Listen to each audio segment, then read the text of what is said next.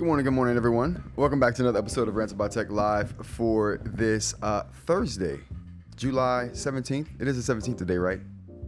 Yep, it's the 17th, all right. It's definitely the 17th. Thank you guys for joining me today. We have a pretty decent show today. Today is the Google show. I was reading over all the things that I had check marked to do research on and articles I wanted to read, and then I wrote everything down and was like, man, this is all Google. I mean, I didn't plan it that way. I'm not on the payoff by Google. I wish. We talked about Google's plant here in Philadelphia, or not Philadelphia, but near Philadelphia yesterday.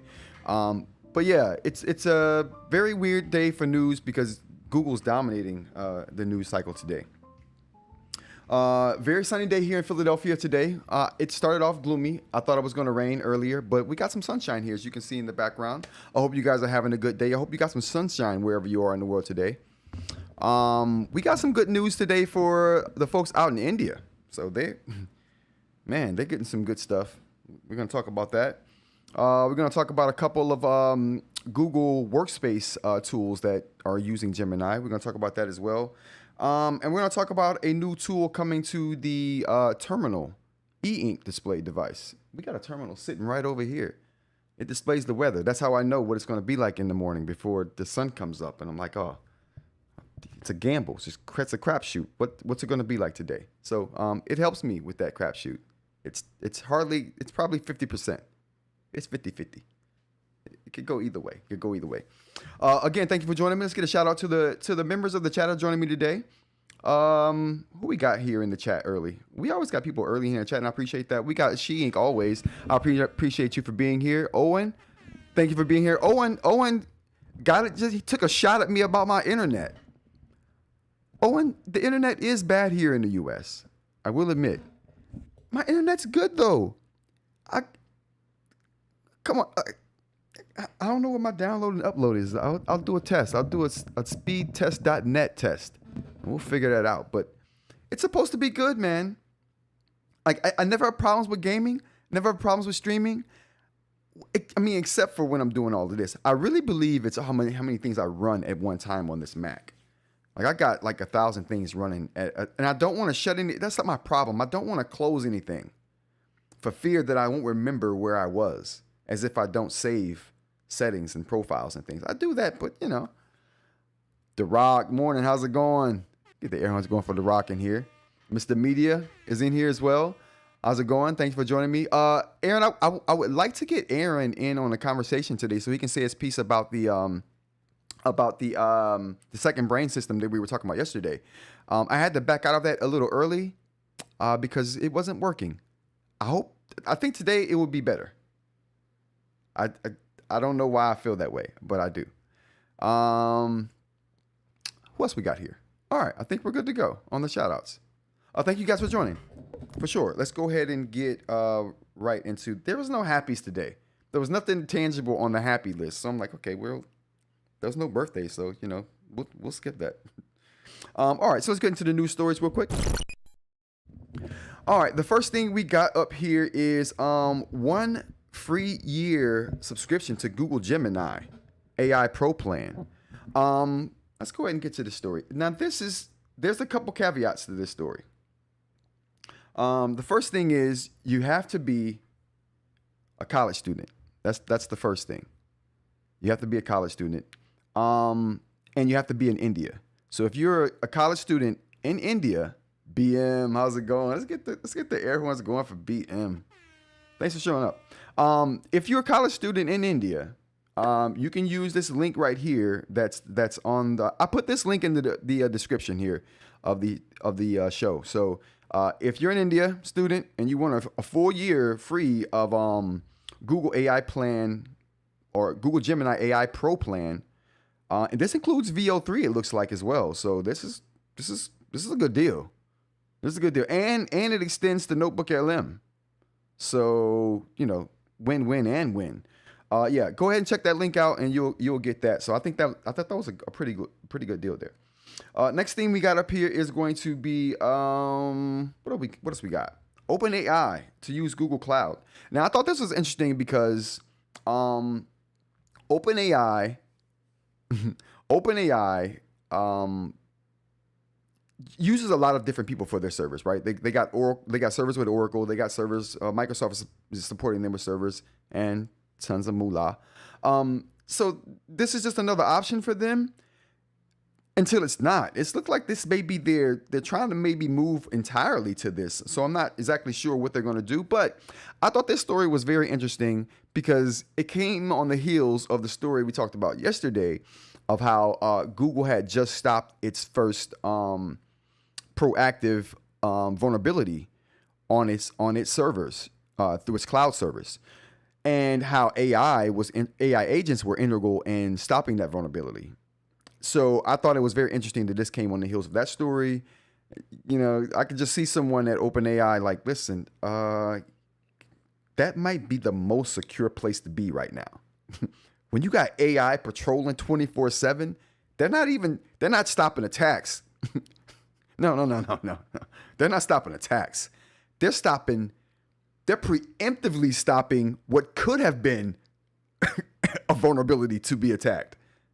So yeah, you can't get, I mean, you could probably get better than that, but you know, right now, I don't think you can get better than that. So, I can see people at OpenAI thinking that to themselves and like, yeah, let's switch all our stuff over to Google.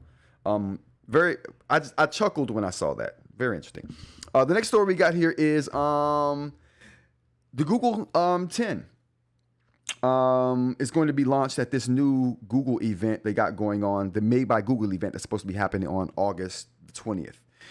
They're going to release or talk about more things than the Pixel 10 at that event. They're probably going to be talking about the Pixel Watch 4 as well, if history is any indication of what's going to happen. So I'm super interested in this. I'm a Pixel owner myself. I think, I'm not sure how this plays out. I could totally be wrong. But my feeling is you have to be super nerdy. You have to be a nerd of a different type. You have to be on a new level. You got to be a nerd on a new level to do a Pixel. Like when I see someone with a Pixel, that tells me instantly a few things about that person. Not that nerdy people don't have iPhones. And when I say nerdy, that's an affectionate term. That's a term of endearment, okay? I consider myself in that group. Like I said, I have a Pixel. But that's just the vibe I get. Like when I see a Pixel out in the wild, it's like, oh, I instantly know something about that person. They're into technology. There's probably sciences. They're probably a scientist. It could be the case. So anyway, I'm super into the Pixel ecosystem, and I'm looking to upgrade. I have a Pixel 7 Pro right now. I haven't upgraded in a couple years now. It'll be 3 when the 10 comes out. So I'm due. I'm due for an upgrade. It's time. So I think I'll jump on this. And it's the 10. Like, come on. You gotta jump on that. More details were released about the Pixel 4 watch as well. Do we have that up here? Oh yeah, here we go. So we don't have hard concrete details that I know of about the Pixel 10. I mean, run-of-the-mill stuff, but this looks like hardcore like specs right here for the watch. So we got the Pixel Watch 4, the 41 millimeter. Display is 3000 nits peak brightness, 320 ppi, AMOLED LTPO screen, 60 hertz. I guess it can get up to. That's awesome. Qualcomm Snapdragon W5 Plus Gen 1 processor. Co-processor is the M55. 2 gigabytes of RAM.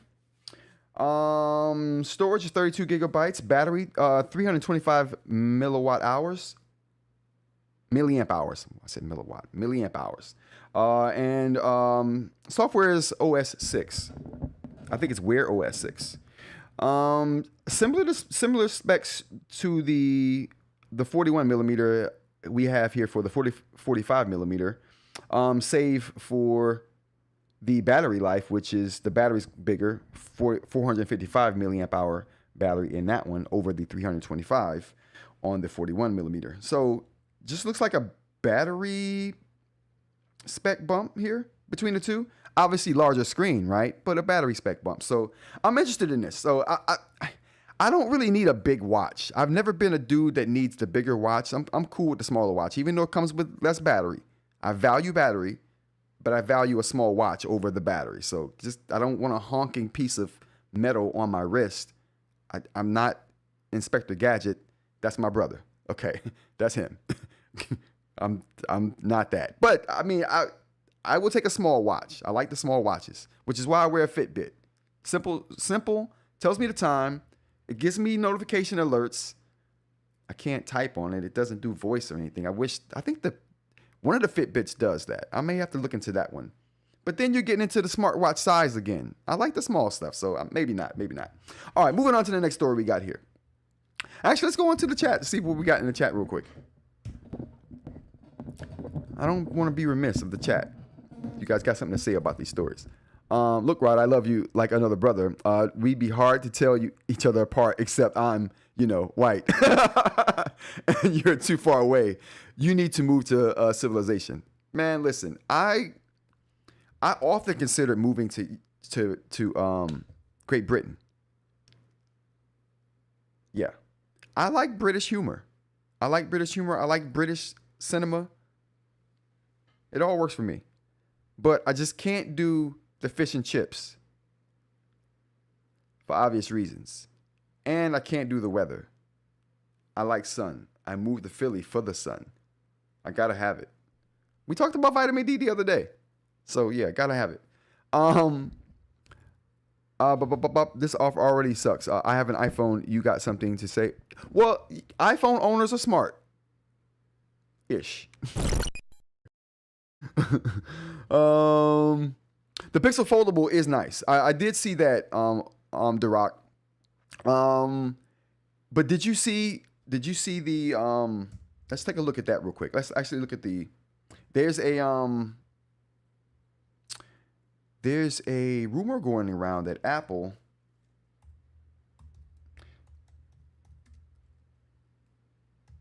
new foldable tech. They have this teardrop shape to their new foldable screens. Teardrop.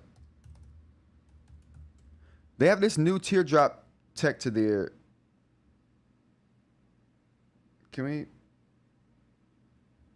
Are they going to talk about it here? No, I don't see it here. I saw a diagram of the screen that they use in the new Fold, and it has this teardrop shape to it, to where the crease is less pronounced, or you don't even get a crease at all. It's really nice. Supposedly, Apple's going to be using that screen on their new iPhone foldable that's coming out supposedly next summer. I don't have any insider information about that, but I do know that that's a rumor that's going around right now. And that screen is probably the same screen that Google is going to. Well, I don't know. Google's talking about using some new kind of tech with their foldable, their new foldable that they're going to make. I would assume they're going to. I mean, Apple already buys screens from Samsung. I don't. All the iPhone screens are Samsung screens if I'm not mistaken. If someone in the chat, correct me if I'm wrong. But I don't know that Google buys their screens from Samsung. So they could be using a whole different type of technology and a whole different technique to building their foldable. And I think that is true too, because Google, when they made their foldable to way different dimensions than when Samsung made their foldable. Samsung foldable was more of a slim down candy bar shape. And it opened up to, something that was obviously bigger. Google took a different approach when they made their foldable. They made a more wider phone. It was still candy bar shaped, but it was wider. The profile was wider than what they had on the Samsung phones. And it ended up opening to a more wide screen type of deal when you opened it up. Now, I like that approach. If I were to buy a foldable, I would have chosen Google's implementation of the foldable design versus Samsung's. But still interesting nonetheless. I think foldables, I'm eventually going to have to pull the trigger on a foldable at some point, because I think foldables are really going to be the way to go. Just think about it. It makes whatever form factor you want smaller and more pocketable and palatable for some people to carry. Like, I would carry a foldable iPad mini. You know what I'm saying? You could probably fit that in your pocket. So that's the draw for me. That's the draw on all of these for me. Foldable devices were perfect with the Surface Duo. Good call, Owen. The Surface Duo essentially was the same shape as the Google Pixel Fold. They had the same wide shape, which is why I like the Google's implementation of it, because it reminded me of the Surface Duo. Remember the Surface Neo? I wish they would have dropped the Surface Neo. I would have bought that thing. So this is a picture of, let's see some images here. So this is a picture of the Surface Duo here. And you can see how the form factor is a bit wider. You can see here how the form factor is a bit wider than what your typical candy bar phone would be. And certainly a lot wider than what Samsung makes their phones. Their phones are super slim. And we're not talking about the thinness of it. We're just talking about the width. Yeah. And the Google Pixel Fold,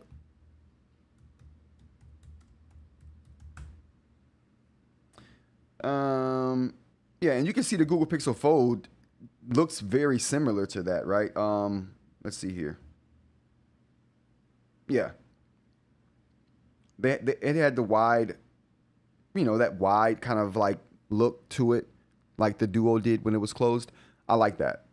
I like that a lot. All right, moving on.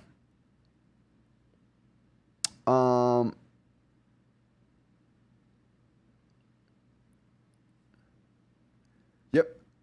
A lot of people are trapped in that Apple ecosystem. And she mentions that as one of the reasons she's going to wait for them to release the Fold. It's coming, guys. It's supposedly coming next year, summer.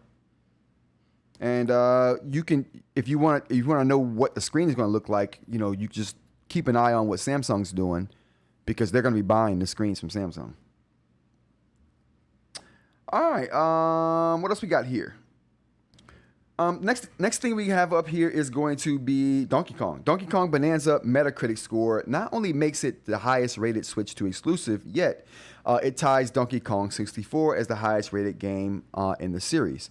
So the reviews are in for Donkey Kong Bananza, and they're overwhelmingly good. Most people are having a very good reception to this. I'll play a little bit of the footage of the gameplay if that means here. Play a little bit of footage of the gameplay here. It's coming from the same team that made Super Mario Odyssey. And that game right there got a 97 on Metacritic. So it's doing even better than this. And so you have to imagine the game was going to be pretty decent no matter what. Huge release for the gaming industry right now. Obviously a big release for Nintendo, and a big release for the new Switch, because you can't get this on the regular Switch. This is a Switch 2 exclusive, so it's cool to see them getting somewhere with their huge franchises and bringing those to the Switch. And this didn't take long after the Switch launched to get this going. So that was one of my concerns. How long is it going to take to get these AAA titles, these AAA first party titles from Nintendo on the Switch 2, and that didn't take long at all. So they're hitting the ground running. Good for them. Next thing we got up here is YouTube is expanding a feature that lets creators test and compare titles and thumbnails. Now, this is a feature that has been out for about a year now. I've had the ability to do this. I know Vlad over at Vladimir Kostic, his channel on YouTube, he's been able to do this because he's had some issues with trying to test this feature out. So I know that he has access to it. But it's a feature to where YouTube creators can pick a number of thumbnails, and the thumbnails will be randomly switched out to see which thumbnail gets the most engagement out of their audience. And it'll give the creator a chance to pick that thumbnail as the one they go with for the duration of the video being on the page. And it's a cool feature. I've used it a couple of times. I don't know. I put up what I like, and then I'll be like, I hope people like it too. There's a whole science behind thumbnails, though, and I realize that. Like, a lot of people put a lot of money and time and energy behind figuring out the science of thumbnails. I just don't care. I just make what I like and put it up. That's how I do it. But during the event, this feature, what was new to me with this is that they're letting creators try out different titles. So that was the big thing for me. I didn't have access to that. I don't have access to that currently, and I haven't even heard of that being a thing until now. So looking forward to that. Looking forward to testing this out. So if you're a creator out there on YouTube, you'll be able to test different titles and thumbnails out there. Like I said, this has been around for a while. They're just expanding that list of testers that are testing this particular feature. Next thing we got here is more advanced AI capabilities are coming to search. So essentially what Google is doing in this particular blog post is, well, we can just kind of, this is a short one. Oh, no, it's not. This is not a short one. So essentially they're just enabling the latest Gemini Pro model 2.5 into your search. So essentially you could just pick, just like we have here in the example here, you can pick what AI mode you want to be in at the top left corner of the search bar. And then you will be able to pick whatever model you want to go with for that. And that will be something that's new. Like that hasn't always been there, the AI model selection. And then you can treat it as an AI overview after that point, or you can treat it as a normal search at that point. But that's just a little bit more flexibility in the Google search engine that they're giving you. I actually thought that was something that was there a long time ago, but it could have been, I test things for Google regularly, so it could have been something I've had access to. But this is coming to the wider audience as of today. Next up, more Google news. Workspace apps. So I thought this was interesting because a lot of times I want to ask questions of all the information I have in my Google apps, like Google Keep, Google Drive, Google Calendar, all of these Google apps that a lot of people use on a daily basis. If you have a Google Workspace account, you can now query those apps on information. You can ask it questions about a specific date. Do you have notes in Keep for this particular date? What are they? It'll surface those for you. You can ask it if the last time you talked about a particular topic, it'll surface everywhere you talked about that particular topic through all the Google apps. I call it querying your apps, right? That's what I kind of equate it to. Very interesting. And if you have a Google Workspace account, man, I would imagine this is going to open a world of possibilities for you. I know it is for me. Next thing we have up here is Oneplus has a 2-in-1 USB charging cable. That's pretty unique. It's not the first of its kind. It's the first of its kind that's probably going to be accessible to a lot of people. But again, I guess accessible to a lot of people is relative too, because this is a proprietary piece of technology right here. It only works with OnePlus equipment and devices. So if you have a OnePlus phone and you have a OnePlus watch, this cable will allow you to charge both of those devices simultaneously at the same time. If you're charging just the phone, you get a 80 watt fast charge. If you're charging both the phone and watch, you get 67 watts of charge. And like I said, this is not the first of its kind, but this is only $30. So the other device, it's an Apple-related device that will charge your Apple Watch and your iPhone at the same time. It's around $100. So again, that's a proprietary thing too. It only works with Apple devices, but I thought this was a cool, I had never seen the Apple one implemented before. So this was just a cool thing for me to see something charging two things at once. Super smart, not the first of its kind, but still super interesting and affordable. All right, everyone, that's going to be the tech section of this particular episode today. So this is what we're going to do. So now that we've gotten through like the tech stuff, if we're going to try this a couple of times. Yesterday it didn't work so well. Today we're going to try the call-in segment again. I got to figure out another name to call that. The call-in seems to call in-ish. But what I want to do is open up the conversation on these topics or any tech topic that you would like to talk about. We're going to do the same thing for the eInk segment we have coming up in a minute. But if you have anything you would like to say or anything you would like to input on these conversations about technology today, you can join our Discord. Link is in the description down below. Once you join that Discord, you can go to the events channel. And once you're in that events channel, I'm in there by myself right now, all lonely. But once you're in the events channel, you will have the opportunity to signify that you want to say something by, there's an option to raise your hand. That's just the silliest thing. They need to fix that to be something else. I feel silly just saying it. But if you jump in there, you will have the opportunity to say something. I think it should be working better today. Oh, all right. So just to let everyone know, that's available for you there. All right, what else we got up here? Let's go into the eInk topic, shall we? If we get anybody in there, I'll keep my eye on it. If we get anybody in that chat with your hand up, I'll switch back over and we'll take care of that. All right, so next thing we have up here is going to be what do we got? Adafruit IO data visualizer is now available for the terminal device. So we talked about that a little bit in the intro. Terminal is an eInk display. Let me grab that terminal real quick. All right, so terminal is just an eInk display like this right here. If you guys don't know, it's really cool for displaying little bits of information. I have it off right now. The information I'm showing here is kind of personal. But but it's good at showing bits and pieces of information on the fly. So I can have the weather show up here intermittently, and it's eInk, so it doesn't use a lot of power. The display doesn't have to light up. It's lit by ambient light. So it's one of those things you can kind of like sit somewhere and forget it. You know, I mean, I think you have to charge this once a month, depending on how frequently you have the screen update. And you can set these widgets on this particular device through a mobile device app. There's a web app as well. I think the web app is a little bit better than the mobile app. So yeah, I gotta work through that app a little bit more. But this is the terminal device we're talking about here today. Let me put this back over here real quick.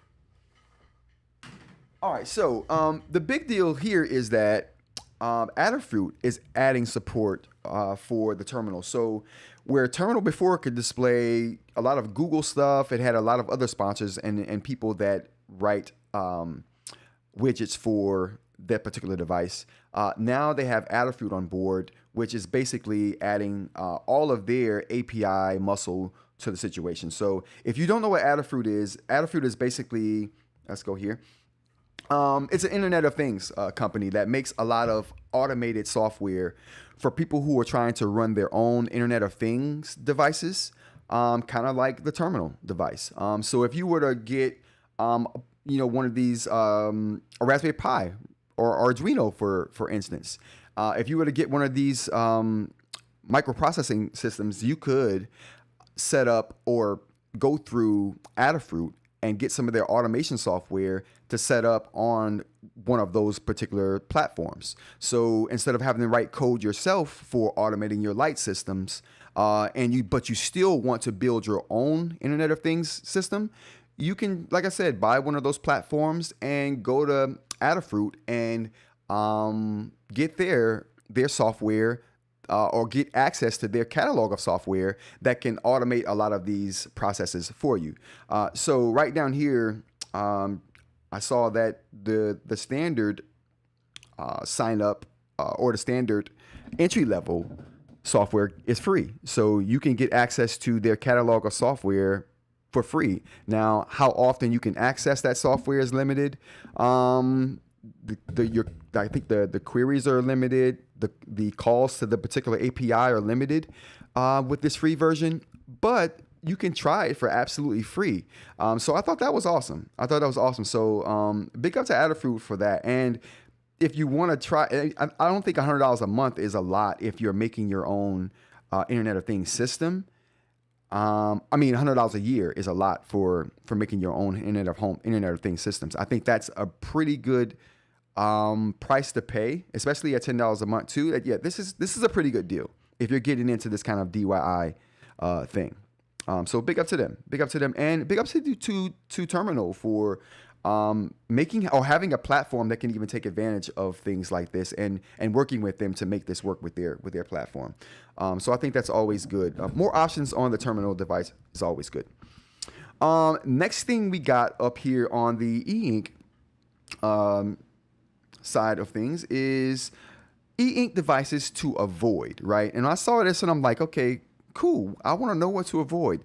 They're basically talking about e-ink devices that are basically they won't get software support anymore.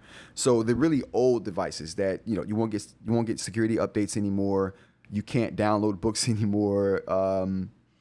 Yeah, it's that kind of system. So there is a small list of devices that they're talking about here, and I thought this was an overall list too, but I figured it might do somebody some good to know this very small list of devices. But here we go.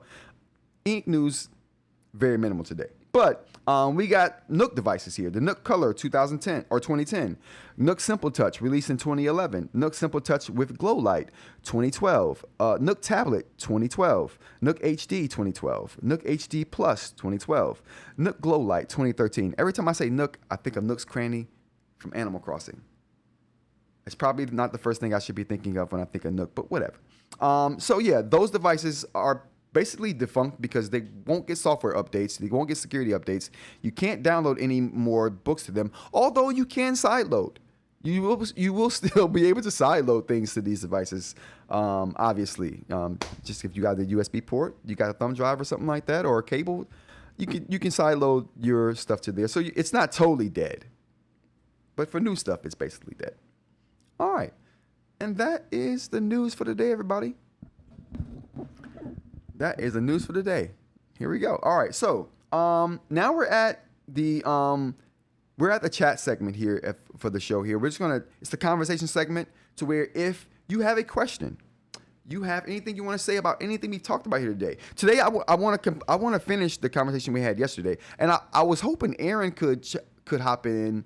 But if you can't, Aaron, that's cool. But I definitely wanted to give Aaron some redemption so he could say his piece on the topic here. We do have eInk. She's becoming almost like my handy dandy co-host here. I really appreciate you. All right, eInk, let's get it going here. I'm gonna jump over here and see what kind of conversation we get going, you guys. All right, eInk. So I've already accepted. There we go. How's it going? Oh, hold on. Let me unmute myself. Marvelous. Okay. Can you hear me? All right, Sheik, I think you might be muted now. Oh, there we go. Oh, snap. Awesomeness. How's it going?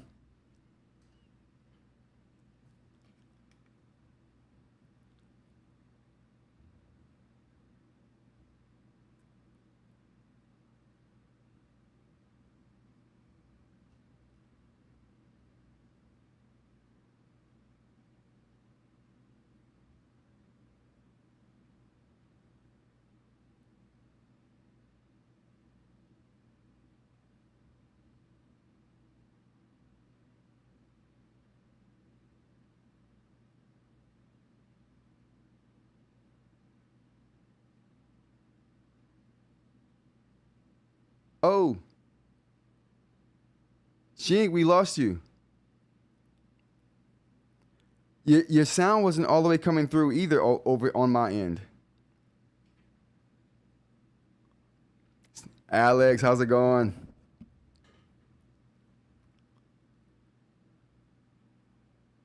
All right, we're gonna try to get eInk back here. We didn't have sound for her for some reason. But this is interesting. We gotta go through these. We gotta go through these growing pains with this Discord. Oh, you couldn't hear me either. Oh wow. So we couldn't hear each other. Okay. Jay just joined in. No sound. Yeah. It was weird. There was no sound coming through. Hold on. Let me make sure I have my thing set up here correctly.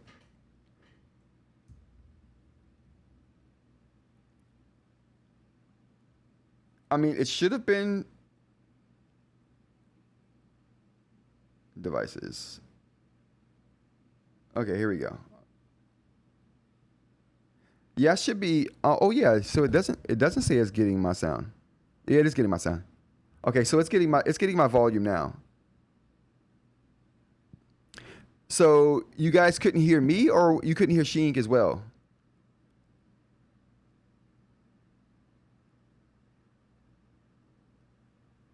All right, so eInk threw her conversation topic into the chat here. So we got,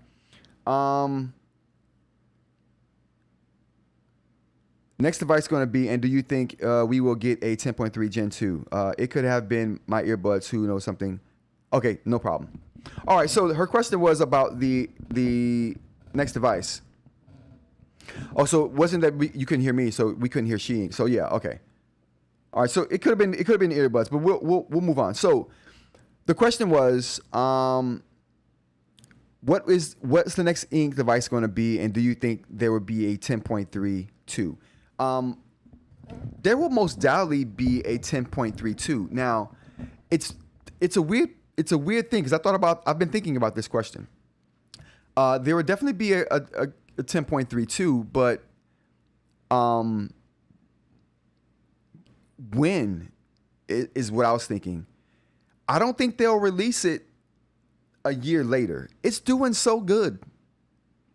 Like it's literally doing so good. It's still one of the devices I daily drive.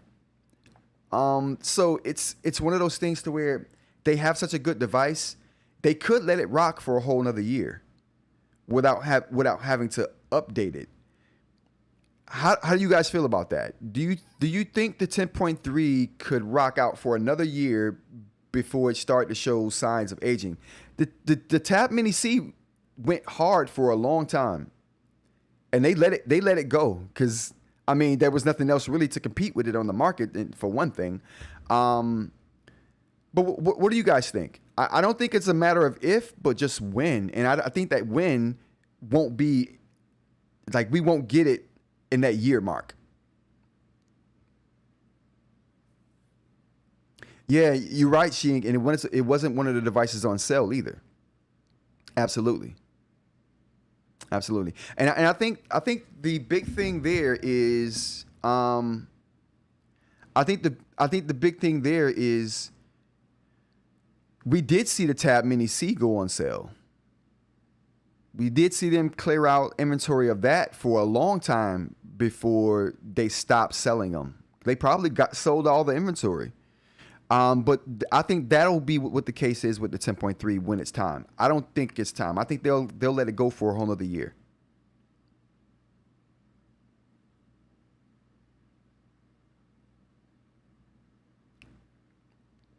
Yeah. Aaron says there is nothing to upgrade with the 10.3 outside the screen. True, because think about it. It doesn't have BSR, right? So that's a chip that you don't have to. That's like a graphical component you don't have to worry about.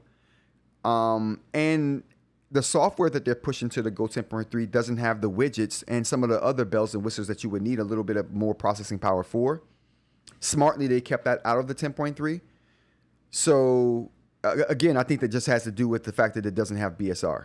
So, but then again, the Note doesn't have BSR, and does it have the Note Max doesn't have BSR, right? Or does it?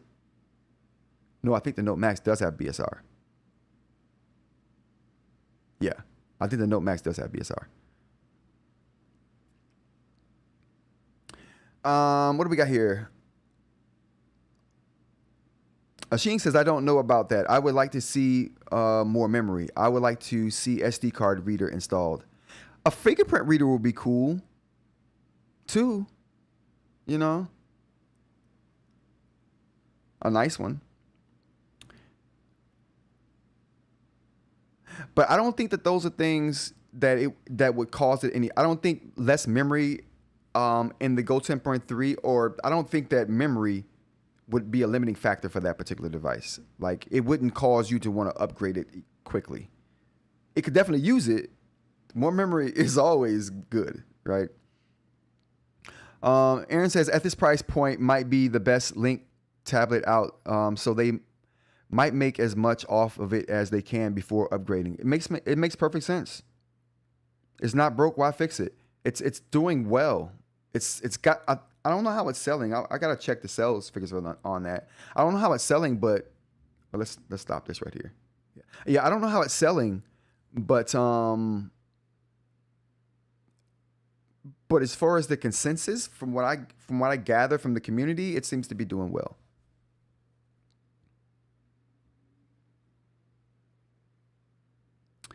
Yeah, Durock says good shout on a fingerprint reader. Yeah, I would definitely appreciate one of those on there. I don't think that would be too expensive to add to it. The 10.3 was also Android 12 machine built during the time when most stuff was 13. Good point, Jay.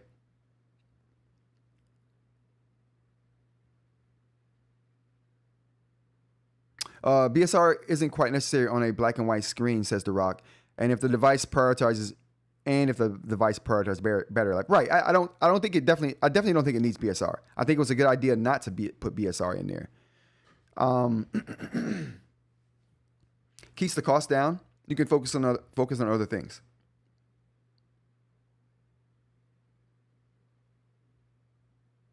They need to upgrade the Tab C because the screen is hot garbage. The screen is pretty nasty. It is the worst e-ink screen I've ever seen. As far as the parallax, as far as that green hue, I didn't like. But man, was the Tab Mini C a workhorse. That thing was a workhorse though. I mean, the screen had some. I mean, as far as the screen functionality goes, these are just cosmetic things, right? So I don't want anyone to get the wrong idea about the screen on the Tab Mini C. It was a brilliant screen. There was just some cosmetic issues that won't affect the functionality, but definitely affected how you viewed the device and maybe how you felt about it. If you're going by Owen's comment.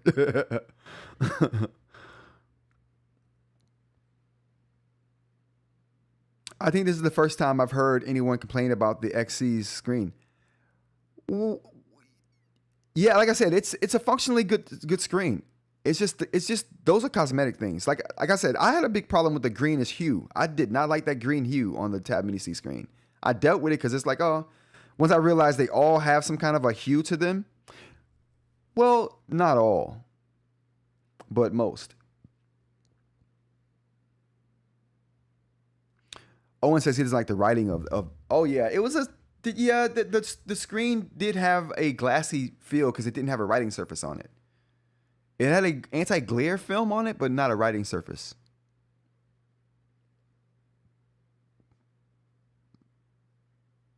Just as they don't need BSR in a 10.3 replacement because they can use that software BSR. Exactly. It's clearly the software. Their software solution to ghosting and residuals is really good. Good enough to where, they don't need to have it in these devices. It's a nice addition to have along with the software version. But having hardware that can help with that is, always good.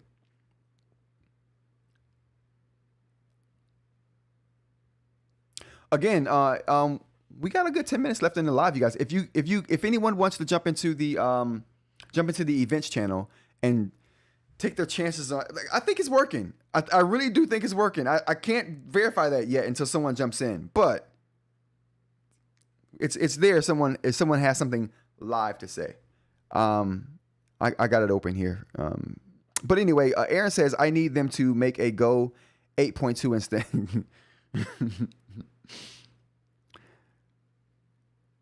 I keep saying there wasn't a lot of competition to the Tab Mini C when the Viwoods AI Paper Mini was a sleeper for me. Like people were on that and I didn't even know it.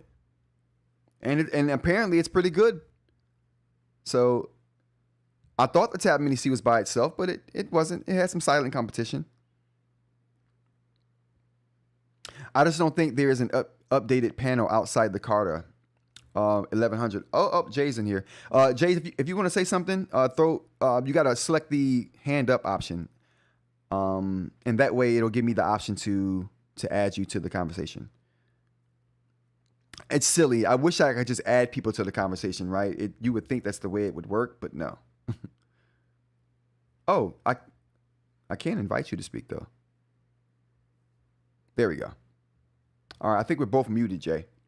But here we go. There we go. How's it going, Jay? Good. The only thing I was going to add was I don't understand why Onyx seems to have some kind of like allergy to using Mobius, since like I think like the last time they used Mobius in a device was the Note Tab X. 5. Oh, It the was a Tab. Tab X. Yeah, Tab X. Yeah. But like, and the weird thing about the Tab X I learned like a couple weeks ago was that apparently the Tab X had a Mobius screen, but then they put a layer of glass with no Yeah. writing surface on the Yeah. Mobius. Why would you do that to yourself? Like, I Yeah. don't. That's the reason I didn't buy the Tab X. Yeah. Just bizarre decision. But the thing I was going to say was that I don't understand why like Onyx seems to be allergic to Mobius now, because like there is this screen that's just sitting there waiting for them to like make a Go 10.3 successor out of, and it's the one that they put. Well, it's the one that Supernote put into the Manta and Viwoods put into the full-size AI paper. Like the 10.7-inch display, which is that display is sick. I'm sorry, it's just fantastic. Which one? And like the one that's in the Manta and the Viwoods AI paper. Oh, absolutely, absolutely. Yeah. So like, I mean, they clearly what's their eInk like used enough of them from a like or not a used, but like produced enough of them for Supernote and for Viwoods that they could do big production runs. So I mean, like, it can't be that like, oh, sorry, we don't have enough of those screens around. Like, it seems like it's just begging for to be made into like a 10.3 successor. But I haven't heard anything about either like a Boox 10.7 Mobius device in general or a 10.3 successor specifically. So I don't know. Yeah. So do you think there is going to be one within the year? The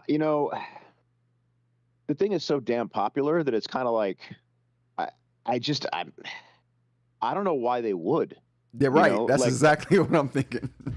They seem to produce a Note Air series device every year, right? Am I wrong with that? Yeah, every year. It won't surprise me to see a Note Air 5C. I mean, Note Air 5 if we're very, very lucky. But it won't surprise me to see a Note Air 5C at some point this year. Maybe later than the Note Air 4C came out last year, which I think was September. Okay. But I mean, I don't know if there's like an updated screen that they would use. There might be something in like the 10.3 segment that is more like the XC's screen. Right. With like not just the IGZO backplane, but like the higher quality front light, etc.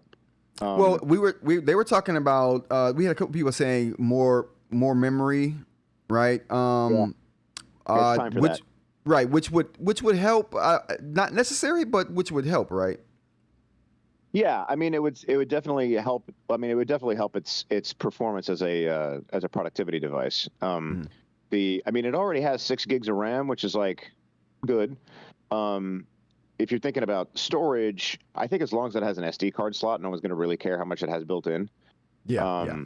Which I think it's 64, right? Which like whatever. Yeah. And I mean, the thing that I don't think we're going to get this because God is not this kind to us. The eInk gods are not this kind to us. But like, if they just took the Note X5, which is hardware wise like a Carta 1300 Note Air 4C. To me, that's the Manta. What's up? I see. To me, that's like the Manta. Oh, yeah. I mean, kinda. It's so like that screen is very different from the. So for one thing, it has a front light. Oh, I didn't know that. Okay, I didn't know it had a front light. It has a front light. It also has like it has the same Snapdragon 750G that's in the Note Air 4C. Somebody said it only has 4 gigs of RAM, which I don't know about that. I got somebody on Reddit to run CPU-Z on it for me and confirm that it was a 750G. Although it might be clocked lower than the Note Air 4C. I'm not sure. But like, Right. but if they did that, if they basically just like internationalized the Note X5, like I own several things that would be eBayed like the next day. Really? Oh yeah, like especially if they upgraded the chip from the 750G. If they were just like, okay, here's going to be our spec bump for, you know, the Note Air 5 in the international market. We're just going to basically take the X5 and, you know, maybe like upgrade the chip and maybe like change the bezel color. Well, I don't know, whatever. Especially if they did that, there would be a lot of things going out the door. Like I would keep the Note Max and uh, I think I would keep the Tab Ultra C Pro. Okay. Probably.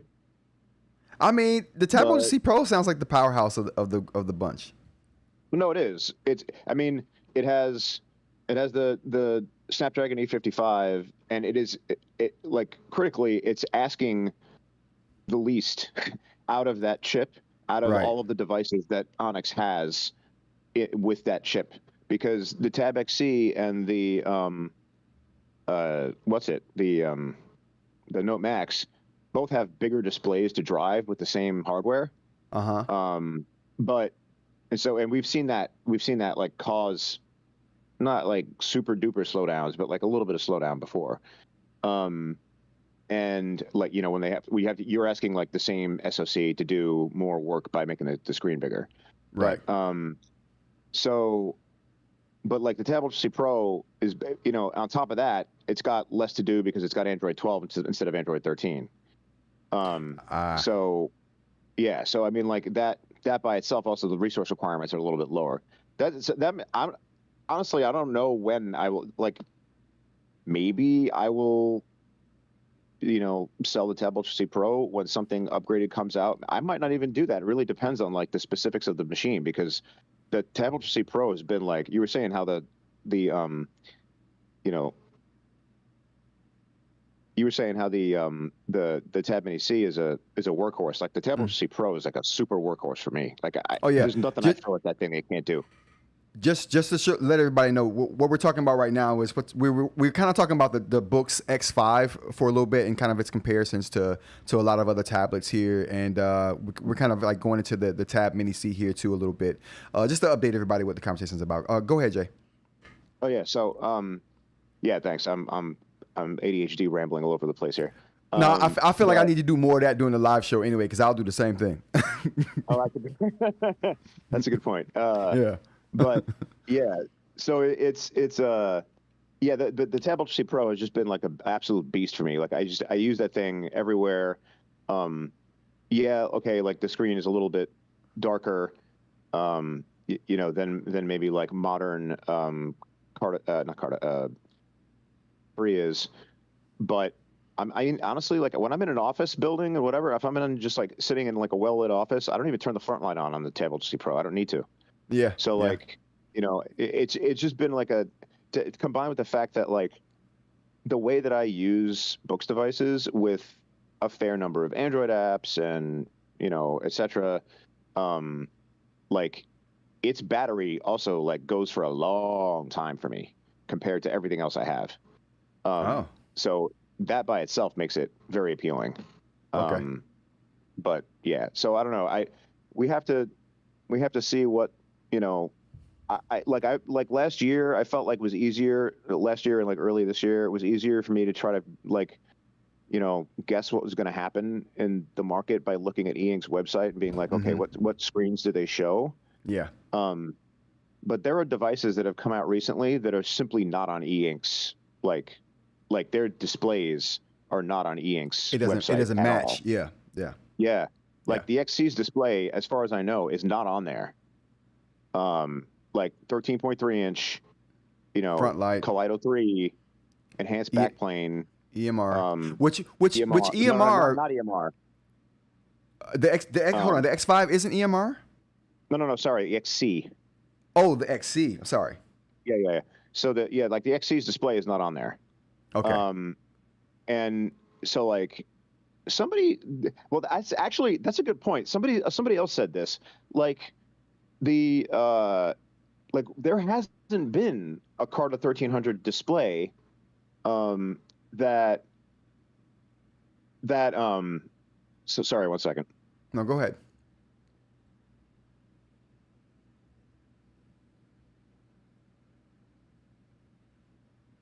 So what we're talking about, again, you guys, we're just talking about the Boox X5, and we're bringing in a lot of other Boox tablets into the fold, and trying to figure out or get an opinion on what the market's going to do next, and kind of like when. That's what kind of prompted this conversation. Yep. And I got to go here in a second, but just to finish that up, like, there hasn't been a Carta 1300 display at 10.3 inches frontlit that would fit, the Note X5. Like this, if that's Carta 1300, that would be a first. That display is not found on eInk's website. I don't even think the Carta 1200 version is even found on eInk's website anymore. So I don't know what that screen is. So that's one. And the XC's display, 13.3 inch Kaleido 3 IGZO, pen digitizer layer, but USI, that's not on eInk's website either. So now it's becoming like decreasingly possible to So they are figure out what's going on. So they are mentioning the type of technology they're using for stylus on the devices on the website. Okay, I got you. Okay. Yes, All right, cool. And sometimes they're really like indistinct about it. Like they're like, supports pen stylus layer, and then doesn't say what kind it is, and you have to go like spec diving inside the white paper for the display to figure out exactly what the hell it is. Yeah. But it like so like for the so this is because so like this is like a classic example of like asking the genie for something, and the genie gives you like almost what you wanted in like a very annoying way. Like with the Go 7 and the Go 7 and the Go Color 7 II. Like, I had been in Boox's Discord being like, hey, guys, here's this display. I could almost remember the model number because I did this so many times. Like ED7 something K, I don't remember what it was. But, like, here's this display that everybody here would love if you guys turned into, like, a replacement for the Tab Mini C at this size, 7 inches, Carta 1300, pen input, really great. Listen, somebody needs to advocate for the Tab Mini C. Yeah, exactly. And so I'm like, it would be awesome if you guys turn that into a writing device. And what do we get? The Go 7, which I mostly really like the Go 7, except the lack of EMR still makes me want to like beat my head against a wall. Hey, listen, I'm still with you. Listen, thanks for your input, Jay, man. I really appreciate it. Anytime you can stop in and bless us with your technical insight, always appreciate it. Always appreciate it. I got you, man. All right, thank you. No, thank you, man. Have a good one. Later. All right, you guys. So essentially, it's hard to kind of say where the market's going to go, and that's kind of what our conversation was about there, trying to see what technology is coming out next. And Jay goes so far as to check to see what kind of screens are being sold by the eInk Corporation on their website to kind of see what might be coming up next. And he can't even tell, like just kind of reading the tea leaves on the website, like what's going to happen. I do believe, and I think we're both in agreement though from that conversation, that the Go 10.3 may not have a successor quite so quickly as some other Boox devices might get their successors, like on a yearly cadence. I think this Go 10.3 thing may be every 2-year thing, like the Tab Mini was, because the Tab Mini, I think, again, stuck around for almost a good 2 years, right?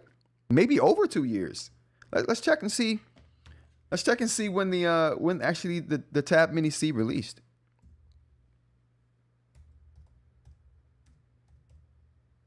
Oh, I can't type. Okay, there we go. That's why I write. All right, June 23rd. So Amazon had it July. So June 23rd or June 2023 is when it was available for release. And so again, 2 years, right? So I expect us to, it's been over 2 years. So I expect us to see a Tab Mini C here pretty shortly. Or a successor to the Tab Mini C here pretty shortly. But the Go 10.3, I would be happy if they didn't give us another one. Honestly, to be honest with you, because it just give me some more use out of the device I love using.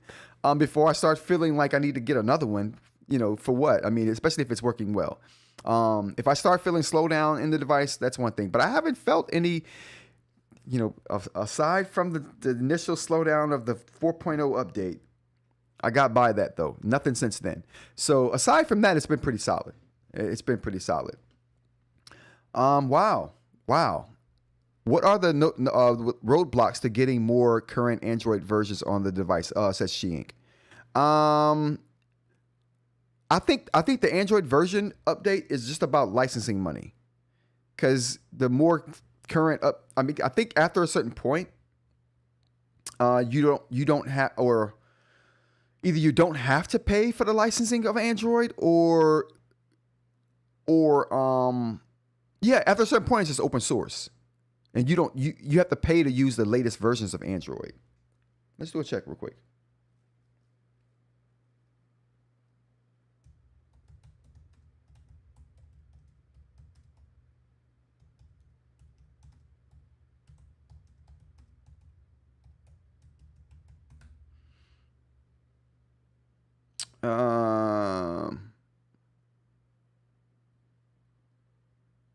So so there is a cost associated with Android, but those are development costs.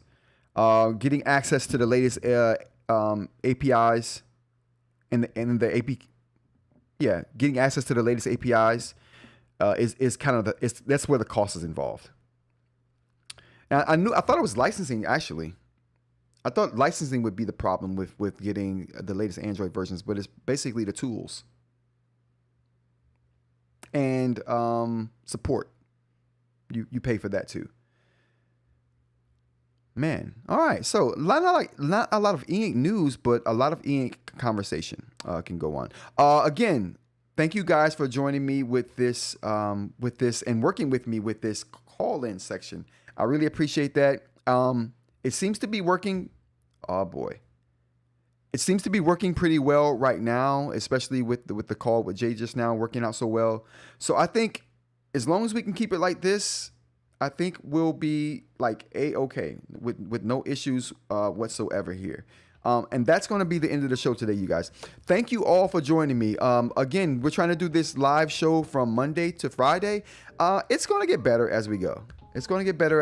I'm going to get more tools in here to make this a little more seamless of a experience. We'll keep working on the call-in section to get that going like it should be. I really do think that is going to be one of the most interesting aspects of this daily show, is giving people the ability to ask questions live and voice their opinions about stuff in a live manner. I think that's going to be really cool for the community. So I'm hoping to improve on that and make that the best it can be. All right, everyone. Monday through Friday, 10 a.m. till kind of whenever. This was almost a 1 hour live show. We're getting there. We're keeping it to an hour or so. We're trying to anyway. But join us if you can. If you can't, check the replay. Thank you for all the members. Thanks to all the people in the chat. Thanks for all the engagement. Like if you like. Subscribe if you want to see more. And to the next time, everyone. Take care.